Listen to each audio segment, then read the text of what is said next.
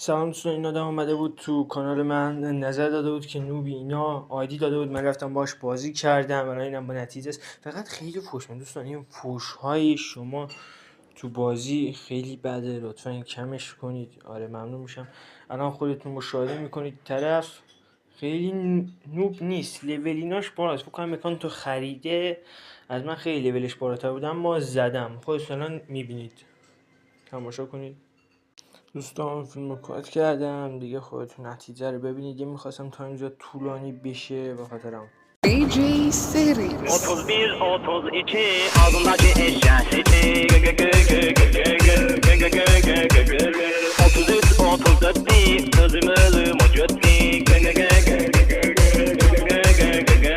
Rahatımız düzleştik uzun koydum tez geçtik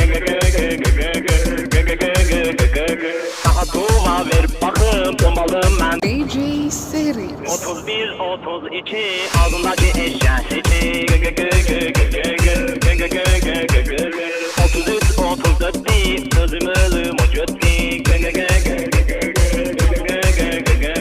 Rahatımız düzleştik uzun koydum tez